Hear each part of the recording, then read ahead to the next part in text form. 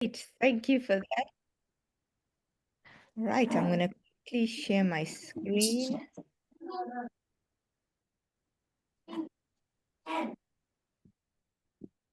Okay. All right. Can you all see? Are we good to go? Yes, perfect. Okay, great. All right. So good evening, everyone. It's great to be back. I understand that I have more coaches and teachers here. I'm not sure how many athletes. Um, if you can let me know, or Cheryl, if you have an idea what's my majority, please let me know so I can also just work on how the presentation is going to go. All right. Yeah, Rowena, Okay. just looking at the names, it definitely is coaches and teachers, with a small percent of athletes. At athletes. Okay, great. All right. So hi again, everybody. For tonight, as I said, we're going to change it up slightly because I know a lot of you all have been to my previous workshops.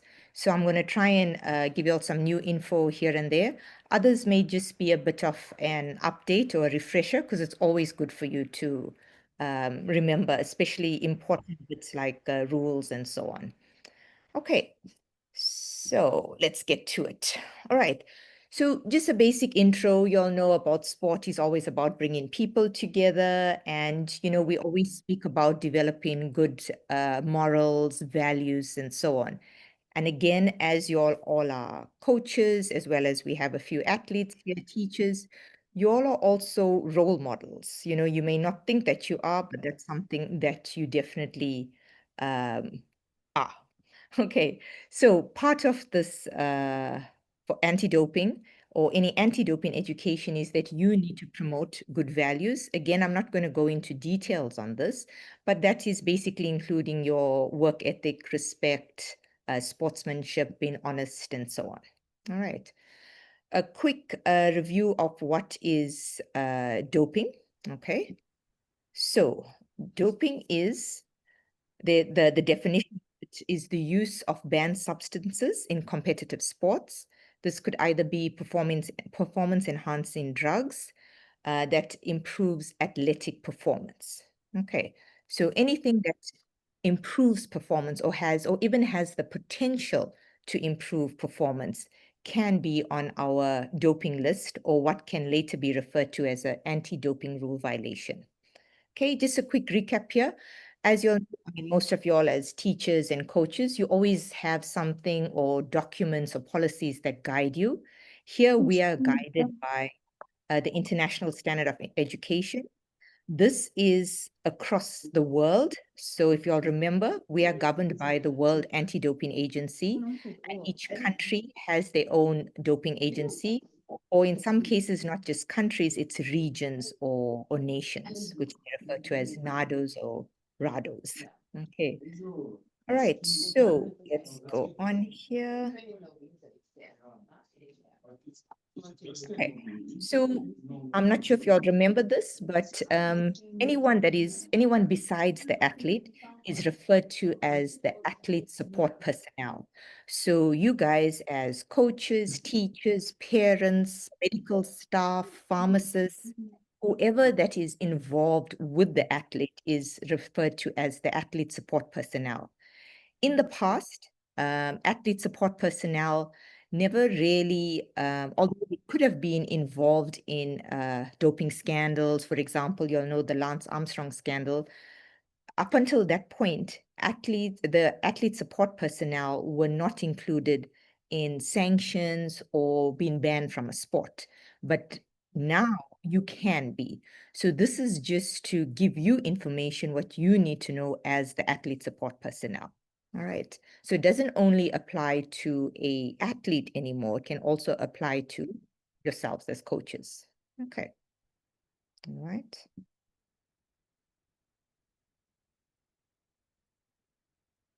Okay.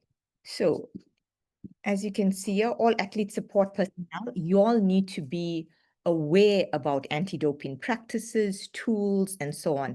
So it's not only for yourself, but also obviously to help your athlete and to ensure that they remain clean. That is part of your responsibility as well. So now it doesn't only onto the athlete. It's also for the athlete support personnel. And because you are part of the athlete's team, you also have to abide by certain aspects of this World Anti-Doping Code. All right. Okay. So again, just to reiterate, you as a coach, you need to also understand the anti-doping system and the impact that it has on your athletes. Okay, this is also important because I'm not sure if you heard of the term inadvertent doping. So this is something that appears to be on the increase now in doping, where athletes unintentionally, if you want to say, or inadvertently are at risk of actually doping. So there's new information on this, and that's why we ensure that we have these educational talks so we can update you. Okay. Right. And again, if you look at this last point here, should you be found to have committed an anti-doping rule violation, you too can also be banned from the sport. So now it's not just your athlete, it could be you as well. Okay. Right. So this is what you should do, or if, as we said, you need to support your athlete. Uh, so one of the important bits, we always speak about the environment. Ensure that the culture and the environment nurtures this personal excellence where it's not just about winning at all costs. This is where good values come in and your beliefs that are instilled into your athletes. So again, as we mentioned, it's not just about the athlete alone, it's the support that is around them. And that's where you as the teachers, the coaches, parents, and so on, play an important role in this. Okay.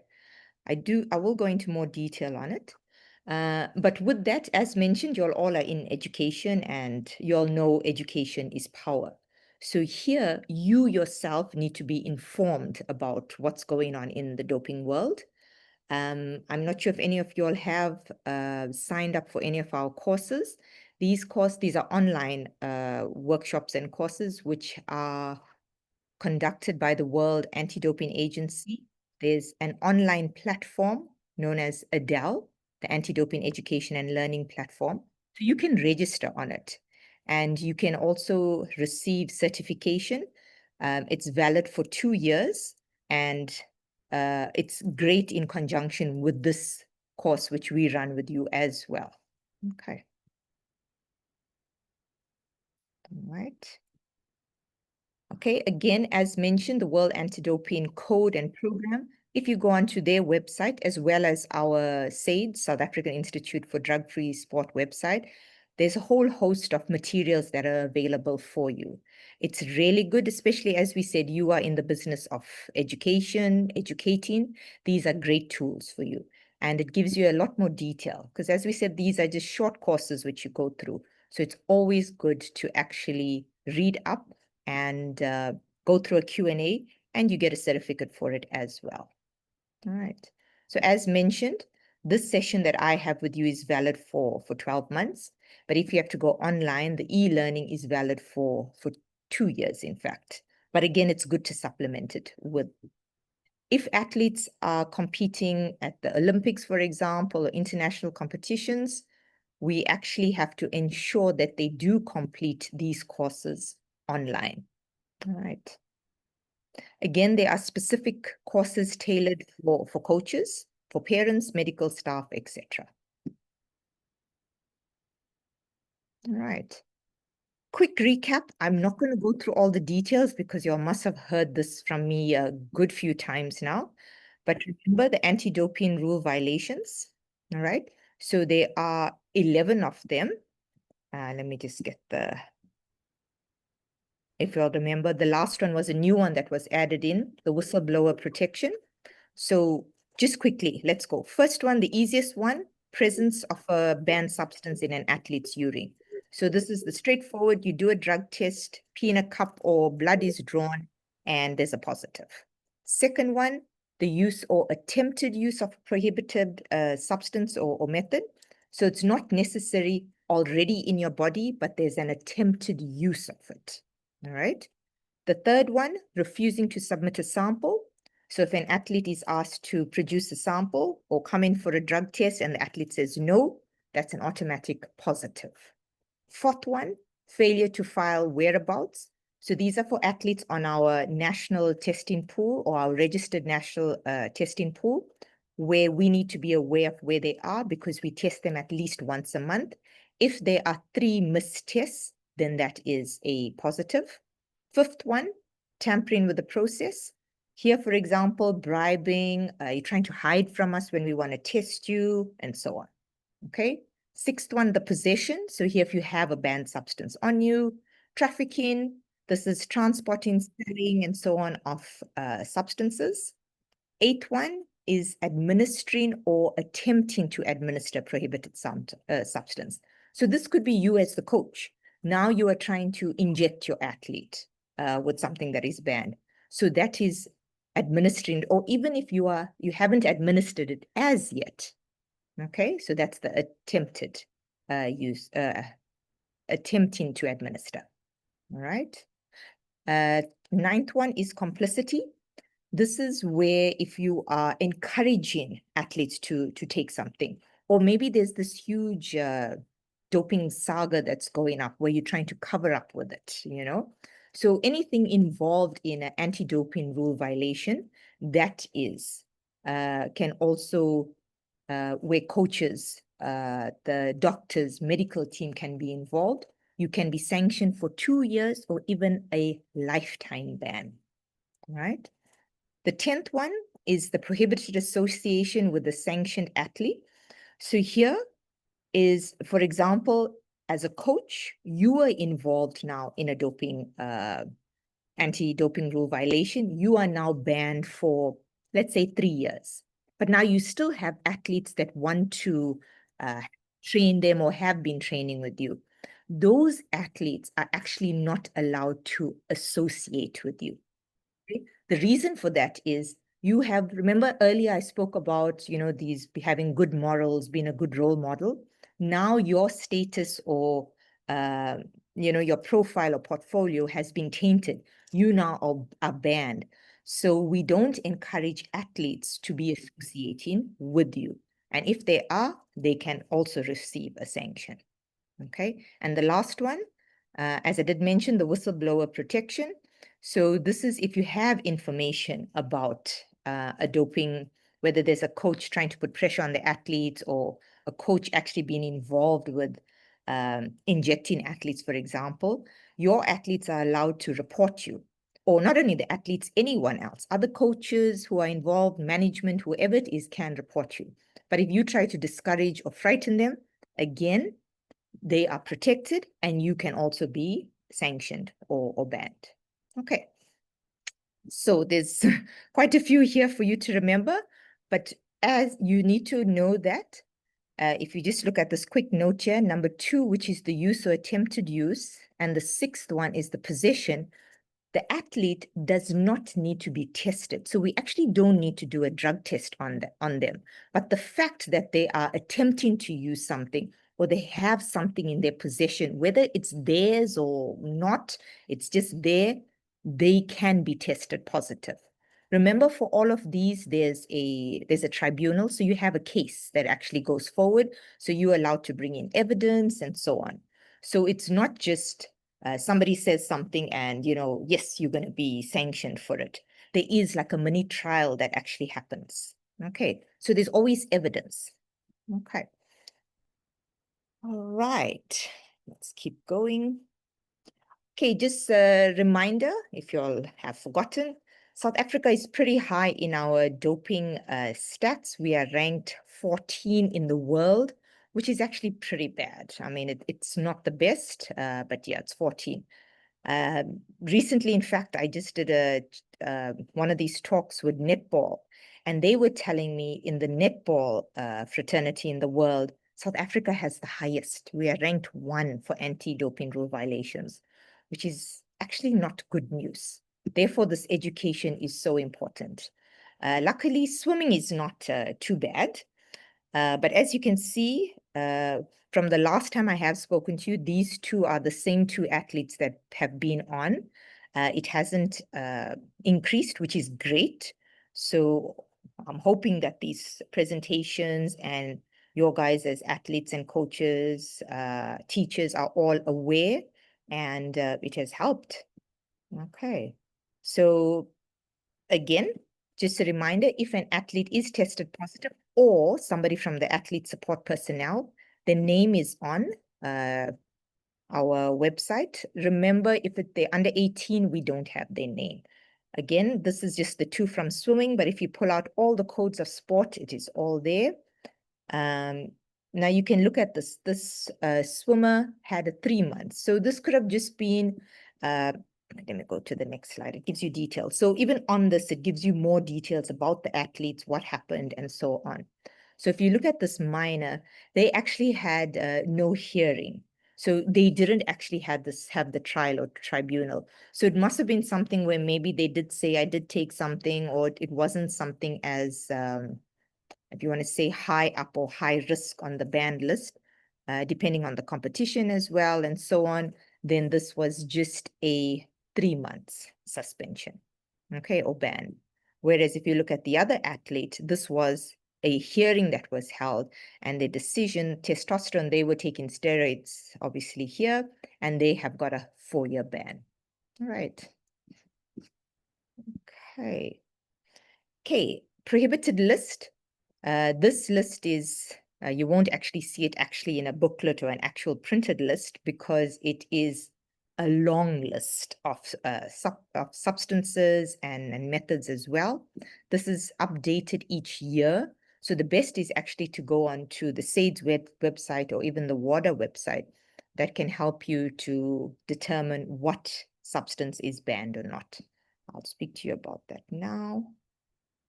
Okay. So there we go. On our list, there are, besides substances, there's also methods. So, you may have heard of blood doping and so on. So those are methods that aren't allowed as well. So it's not just necessarily a substance, it's a method as well. Okay. Okay, so a substance or method can be added as long as it meets 2 of the following 3 criteria. So the first one is it has the potential to enhance performance that we are quite aware of. So any substance or method that can enhance an athlete's performance, that goes onto the banned list. That's one criteria. The second one is the use or the method is actually a potential health risk. So the fact that it actually can cause issues with your health or problems like, steroids, all the negative effects of that, like, the roid rage, kidney problems, heart attacks, and so on. Those are actual or potential health risks. And the third one is that it violates the spirit of the sport.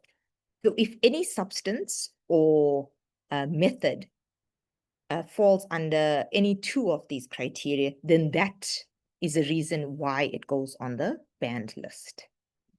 Okay.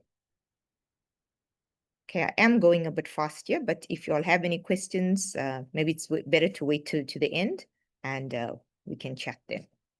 All right, just some information here.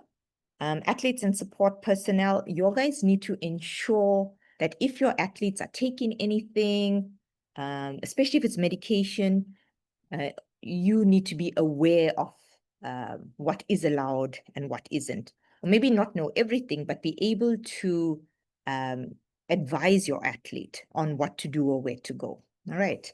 So you need to understand that only the medical ingredients are the names that are on the prohibited list. So not a brand name. So you're not going to find the brand of something like, Pfizer, this product. You need the actual medical ingredient. Okay. So for example, like paracetamol, that's something that is found in Panado, so you need to find those medical ingredients.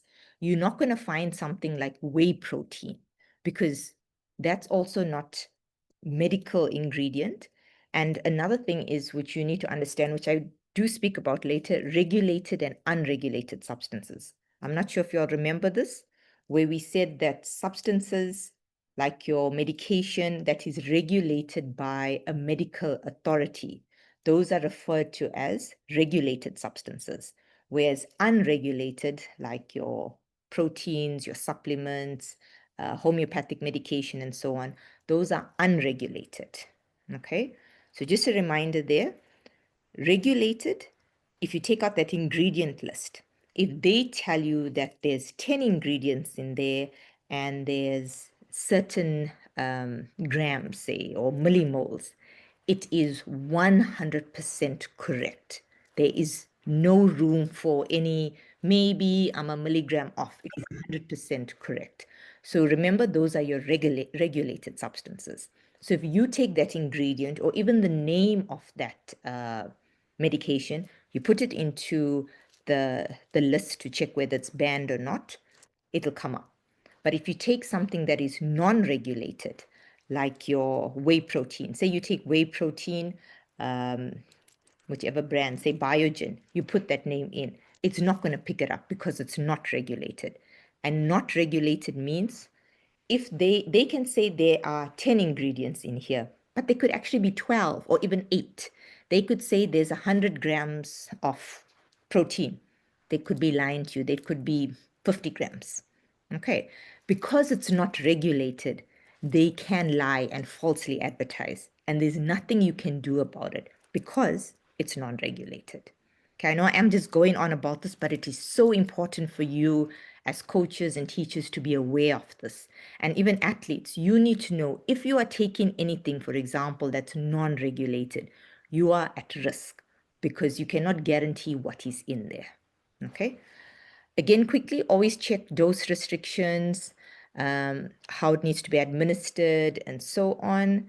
There's also certain limitations for genders. So females may allowed to take so much, males a certain amount, or maybe it's only allowed for females, not for males, and so on. Okay. You also need to make sure you check your over-the-counter prescriptions and medications there. Again, please check what you are taking. For example, if you have the flu, don't just take it for granted. I'll go to the pharmacist, ask them for flu meds, and you'll be okay. A lot of the flu medication has banned substances in it. Okay. And if you have to go to a competition and you took your flu meds and you are tested positive, there's nothing you can do about it. Remember, I spoke about the inadvertent doping? This is what this is. You're sick, you think, oh, it's okay, I'll just go, or my doctor gave me this flu med, and if there's got banned substances, there's nothing you can do about it. It's your responsibility. So again, coaches, teachers, you need to be aware. If your athletes are not well, make sure you'll check what's in the medication. Okay. All right. Okay. Another thing is some substances are allowed in competition and out of competition. So again, as the athlete and even the coach, you need to know that different substances, depending what they take in and the amounts of it, take different times to leave your athlete's system. So that's something you also got to weigh in. Because if you look at the list, it also shows in competition and out of competition. So you need to say whether what you take in now, if it's allowed in competition, then it'll be okay. But if it's not allowed in competition, but they need to take it out of competition, you got to get your dates right. It's a bit tricky, but in most cases, you rather not take anything that is on the banned list, whether it's in competition or out of competition. Another thing with medication, be careful when substituting one brand for another. So you may think, oh, it's the same medication I'm taking, but the brand is different. You may not realize that the ingredients in there may be different because they're by different brands, different manufacturers. That can pose a problem. So please be careful about that. Okay. Again, when you're traveling, the same brand of medication, again, just a reminder here, can contain different medical ingredients abroad. So now different countries may have different regulations on it as well. So again, please check. You may think you're buying, I'm giving you a silly example, buying a Panado in South Africa, you go to the UK, you buy a Panado, slight variation in the ingredients. Doesn't mean that it's banned, but there could be that variation. So you need to be aware and check on that. So always check updates to the prohibited list as well. Okay, to try and make this easier for y'all, A reminder, we have a SAIDS medication app check. So what you do is you take your medication, you type the name in, okay? It'll tell you whether it is permitted, prohibited at all times, whether it's allowed in competition, whether it's banned in certain sports, or maybe if it's banned totally for male athletes. Again, remember I spoke about regulated substances. This will only allow names of regulated substances. So if you got to type in here whey protein, it's not going to pick it up. Okay. All right. It's because that's a non-regulated substance. So again, remember non-regulated, we don't really know what is in there. They could be lying to you on the label. All right. So a question that was asked to me previously, but what if I look at all those ingredients on the list for like on your protein supplement? Again, you cannot guarantee 100% that they have listed all 10 of the ingredients. They could have missed out two, you know? So you don't know, okay? But if it's medication regulated, you will be able to put those names in there. Okay. All right. Again, it's just to reiterate about supplements, not regulated, traditional medication as well, homeopathic, not regulated. All right. A reminder, CBD oils.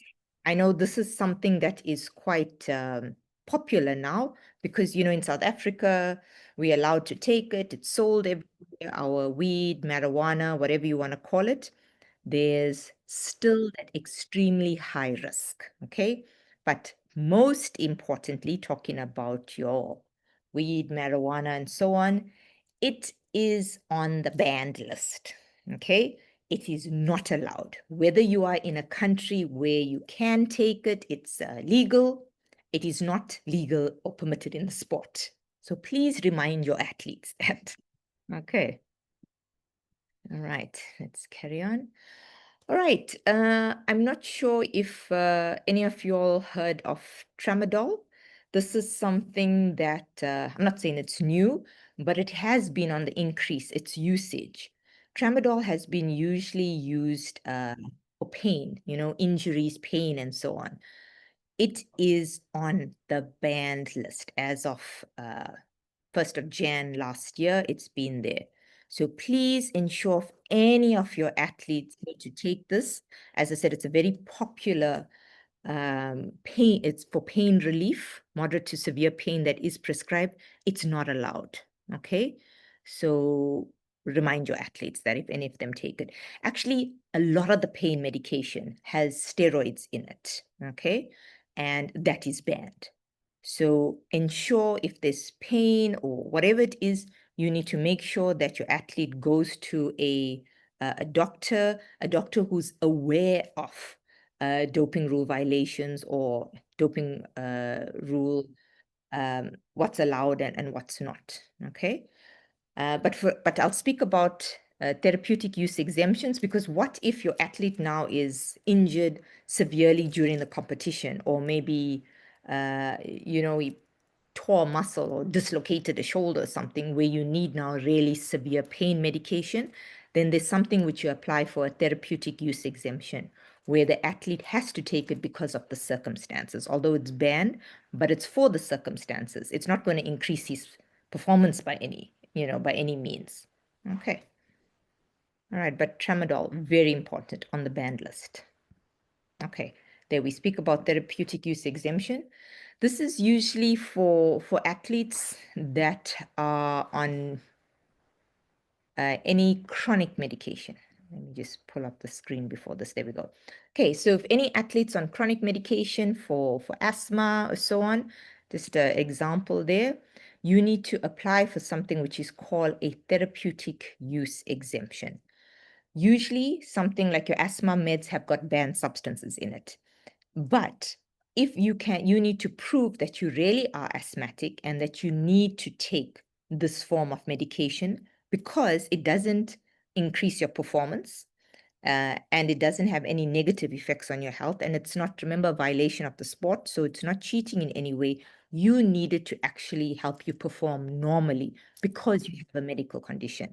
So you apply for this therapeutic use exemption to SAIDS. If there's competitions locally, they would have to verify that, yes, you do have the condition and you have to take this medication. They sometimes can prescribe alternatives that have no banned substances in it. But if there isn't any alternative and you need to take something that has a banned substance, then you can take it. But you need to get this TUE, a therapeutic use exemption. However, if you are competing overseas, okay, you'll need to apply for another TUE. So this TUE needs to be granted by the International Federation. So your South African one is not valid internationally. Because remember I mentioned about different medications, the dosage, what you take in and so on, could vary internationally. So therefore you will need to apply for your TUE internationally. Okay. If you're not sure about any of this, please contact our website, our agency via the website. They will help you. Okay.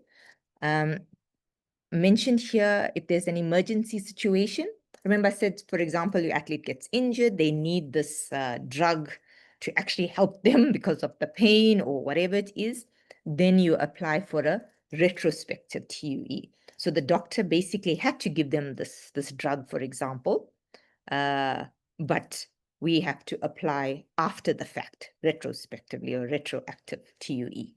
Okay. All right. Okay. Just a little bit more on the risk of supplements and unregulated products again. This always comes up, all right? As I mentioned, non-regulated, so you have to be aware that it may not be safe for you, okay? There could be banned substances in there, whether it's your vitamins, minerals, all of those things which you take, especially those, used for, in the supplements for like your pre-workouts and so on. There's also your fat burners, which are your stimulants.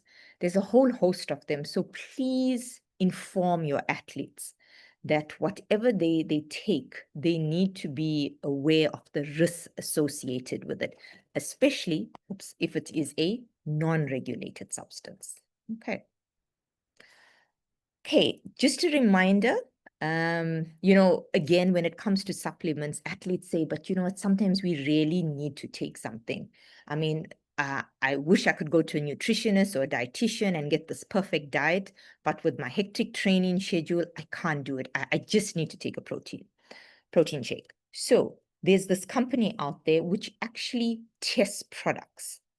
What they do is, I'll give you an example. Say of a whey protein, there's 1,000 bottles made in that batch. What they would do is they would test all 1,000. And if they say that there's no banned substances in there, they will put this stamp on it, an informed sports stamp, this yellow one. You'll see it on the bottle. But sometimes they don't test all of them. They test maybe 100 of them in the batch. Then they will put this other stamp on. If those 100 in the batch is fine, it's called informed choice. Oops, this green one here. So you can see this is actually, I took a picture. This whey premium ISO whey by Biogen is actually, I think I took this from Discam or Clicks. You can see the little stamp on it. But remember, this is batch tested. So they only test a batch, not the entire lot. Again, it's there to help you, but by no way am I endorsing this or anything like that. It's just some advice. If something goes wrong, you can't go turn around and sue them after that. You can't. There's nothing you can do. There's always the fine print. But it is, if you need to advise your athletes, you rather have them take in supplements that have these stamps on it. Okay. Okay, another bit that's quite on the increase now or coming a bit popular are your IVs, your intravenous therapies. So at the moment, this is permitted, but there's a regulation on what is permitted and what is not, okay? So remember, the permitted amount for IV therapies is 100 mLs within a 12-hour period, Okay, this is except now for athletes that obviously have surgery, injuries, major, hospital complications, and so on. This is just for your normal athlete that has no problem, but you take in this IV. You're allowed 100 mLs within a 12-hour period. If you exceed this, then that'll be a doping rule violation. Again, remember, this is something you take in at your own risk. You need to ensure what is in there. You may not know about all the ingredients. Don't just take chances as well. It's always good to be thoroughly informed before you try something like this out. Okay. So if an athlete has, oops, let me just go back to that, sorry. Just to remind you, if an athlete has received more than the 100 mils within a 12-hour period, that's a rule violation. Okay? So please, again, if you're not too sure, there's a whole section on this on our drug-free sport website. Please have a look. But you need to be familiar with it because you're going to have your athletes ask you about this because, again, now it's becoming quite trendy. All right. Again, just a reminder, always make sure that, as I said, knowledge is power. So the more you know, the better. And again, it's also about where you're getting your information from. So you need to get it from legitimate and, well-established, whether it's websites or journals, not getting it from magazines, like these Men's Health, Swimmer's World, and whatever it is out there. Remember, they can always tell you, oh, we've tested all these products. It's great. Try it out. It's all about marketing. You all know how the supplement industry in particular is a billion-dollar, organization there. So that's why we said it's non-regulated. So they can tell you whatever. They can say, we've done a study on 100 athletes. All of them have taken this.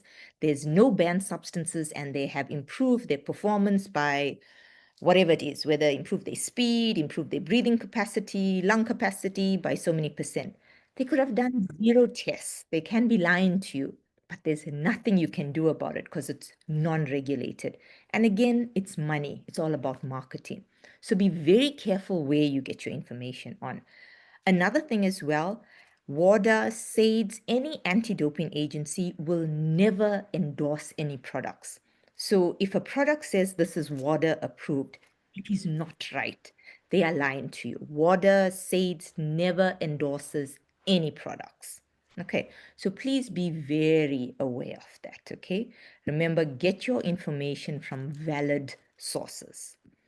Athletes, so important for you, what we refer to as the principle of strict liability. You and only you are responsible for what goes into your body. Yes, I know now we have, the athlete support personnel that can be sanctioned or, can be banned. But again, it still comes down to you. You and your coach can get the ban. Okay, so please be aware, right? I'm not going to go through the doping control process because I have done this before. Just a reminder, we speak about contamination. Again, you all know the size of a swimming pool. You all know how much. I actually don't know. I need to check on this. How many, liters, gallons of water is in an Olympic-sized swimming pool? All you need to do is take 1 teaspoon of a drug, a steroid, put it in the water. The entire pool is contaminated. That's how little bit we need when we're doing a drug test to determine if your athlete has been taking something. That's how little. That's how contamination works. So, that company I spoke about that tests the products, they always have that disclaimer that you can't hold us responsible if whatever, whatever. It's because there could be this 1 ounce of contamination in there. It could be anything that can contaminate the product, which maybe they didn't pick up.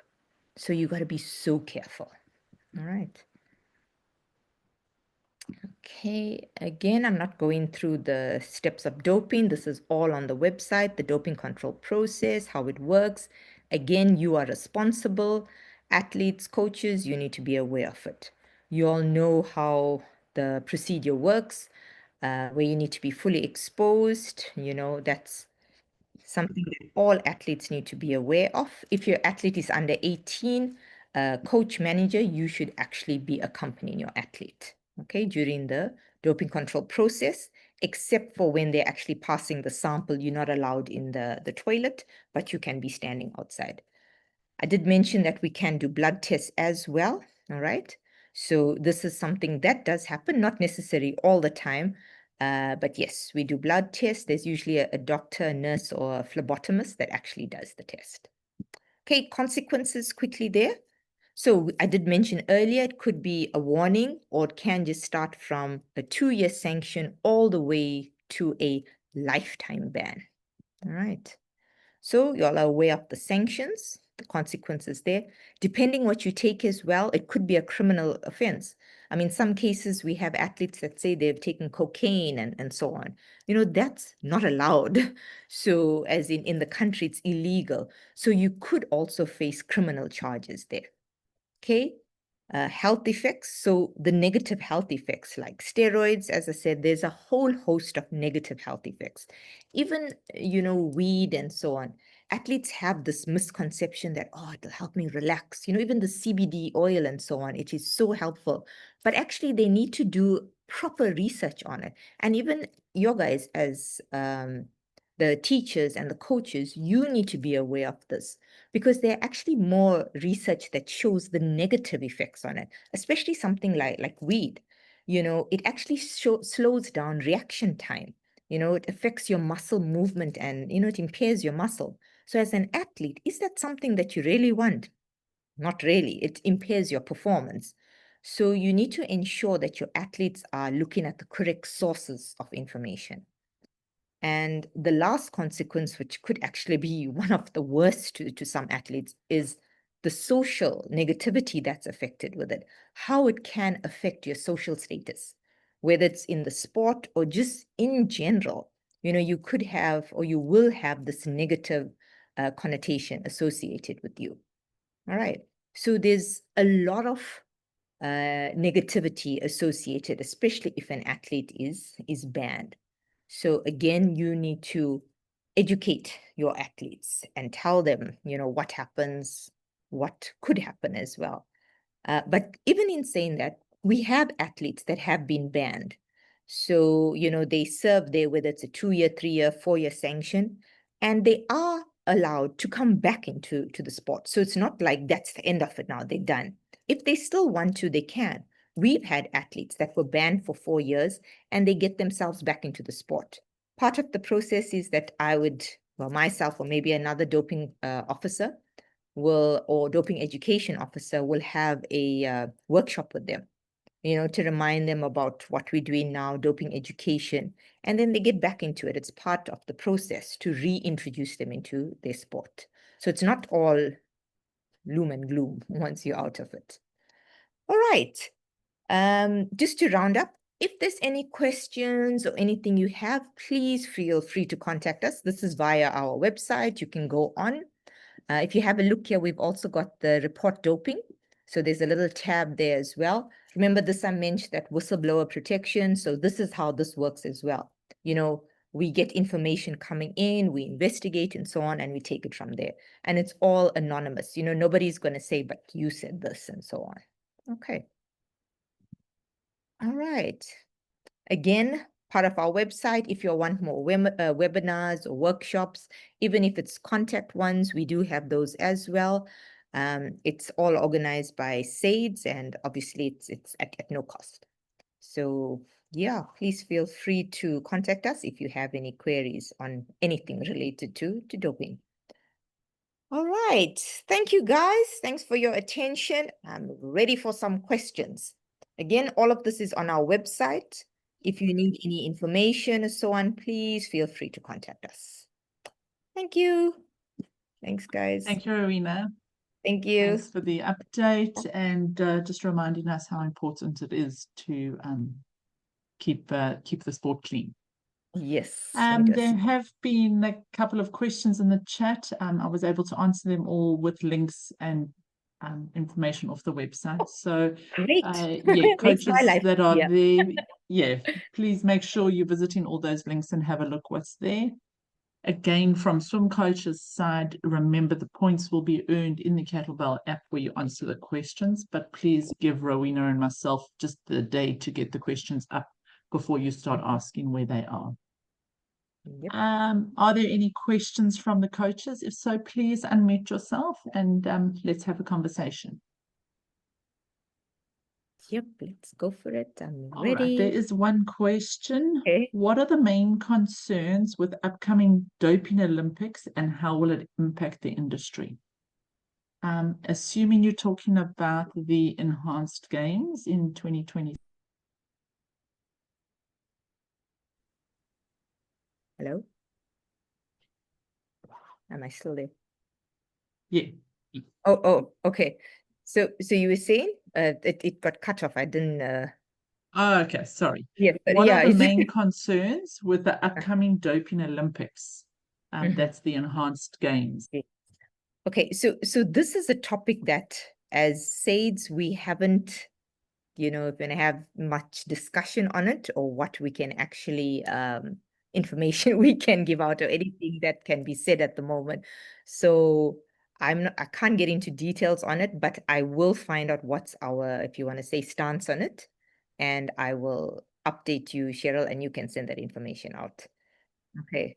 I know Thank there you. is talk of it, but we haven't been given the mandate to say anything, and I don't want to say anything I'm not supposed to say right now, although there is talk of it, yes. But yeah, I'll get back to y'all. Thank you. Thank you. Thank- Right, coaches, if there's no more questions in the chat, thank you for joining us on this Monday evening.